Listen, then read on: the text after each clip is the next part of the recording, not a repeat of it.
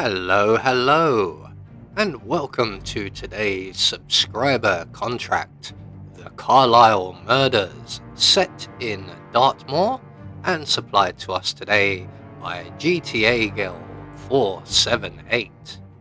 So on to our briefing. Alexa wants a fake funeral, give her a real one. So on to our targets, and today we have 5 of them, along with 3 objectives. So for today's challenge, we'll be starting as the private investigator. We're going to have a silenced assault rifle stored up in the hallway, and we'll be bringing with us the black almond dagger, a seeker 1, and I've chosen to bring a lockpick, but we don't need it. So right from the start and off the bat, we better go and retrieve our assault rifle. We don't need it just yet, but the briefcase itself will come in somewhat handy. So we're just going to make our way to the hallway, grab the briefcase. We're going to make our way to the balcony overlooking the lounge, where 2, possibly 3 of our targets will congregate. And our first target will be Edward Carlisle, who is currently reading the paper. So we're going to crouch down, pull out our Seeker 1, shoot Mr. Carlisle with the Seeker 1. He's going to get sick and make his way to the library bathroom, which we are about to pass. And while he is making his way there, we're going to run outside the building, and we're going to grab, first of all, the hearse keys. That will be our exit, and then just by the flight box here, we will be able to reach around and grab a silenced pistol. We're then going to duck in through the bathroom window, and here is Mr. Carlisle. He is a pistol elimination, so we're just going to shoot him multiple times in the back, as this is an unreliable weapon. And we're going to deposit him in the closet provided, as we will be coming back to this room a little bit later. So moving on, and we're now going to go and set up another kill, and we're going to make our way to Mr. Fernsby's office. And if you've brought the lockpick, you can lockpick your way in, but we do have an assault rifle with us. And at this point, I've forgotten I've brought a lockpick, so we're just going to blast open the door. Try that again, and again. There we go, finally.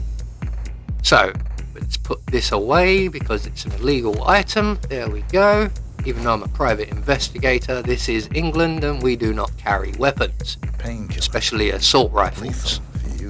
So once we have access to Mr. Fernsby's office, we're going to grab the lethal poison from the windowsill, and we're going to head now to the study. And I believe it is Rebecca Carlisle who is currently in the room, and she's actually right where we want to be, but she's just moved away.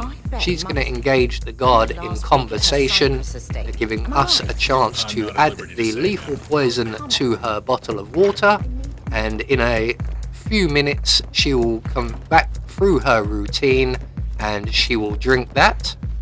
While that is happening, we are going to move on to Emma Carlisle.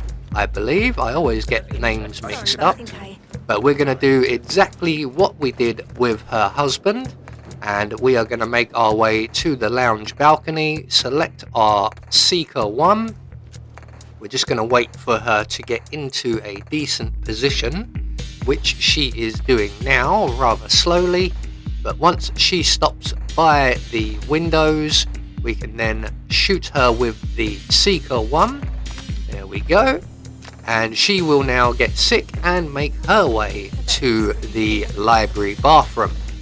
She is the assault rifle elimination, so this time we've got no other setups to do, so we can run straight there and await her arrival. She takes a slightly longer and slightly different route to get here, so we may be waiting a few moments, but eventually she will join us. And once that door closes and she's in position, we can then retrieve our assault rifle and eliminate target number 2.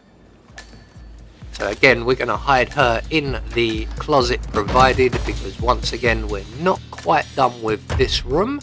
We're going to replace our assault rifle, grab our briefcase, as we still need the briefcase, and we're going to make our way into the library / billiard room. We're going to grab the letter opener from the side table, just as Rebecca Carlisle makes her way back into the study and finds that her bottle of water is not to her liking. So, moving on, we now have Gregory Carlisle, I believe. No, it's actually Edward. We've already eliminated Gregory. Like I said, I do get the names very mixed up. So we're going to make our way straight to the dining room. We're going to turn on the gramophone in the corner of the room here, and we don't need to be crouched and hiding, but I'm going to do it anyway. And the gramophone will get the attention of Edward Carlisle just before he actually starts playing the piano, which is very good, as when he does, he attracts the attention of a couple of housekeeping staff members. So once Edward gets to the gramophone, we can then pull out our letter opener. We're going to quickly get rid of the weakest link here, and we're going to deposit him in either of the 2 crates available. I've picked the one in the corridor like an idiot because I forgot to close the kitchen doors first of all, but there is a crate in the dining room if you so wish. So we're going to retrieve our briefcase once again, and we're now going to make our way to our final target, Mr. Patrick Carlisle, who is in the billiard room.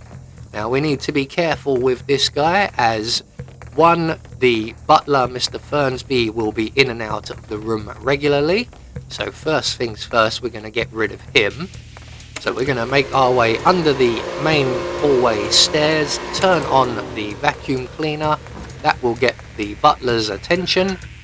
And when he comes to investigate, we're going to hop out of our box here, render him unconscious, and then we can move on.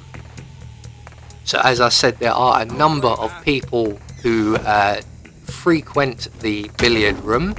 There's a maid permanently on duty in there, and there's another housekeeping staff member who will be along shortly.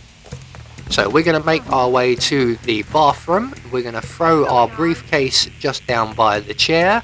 That will get the young lady's attention, and she does have a rubber neck, so we do have to try and get rid of her as quickly as possible.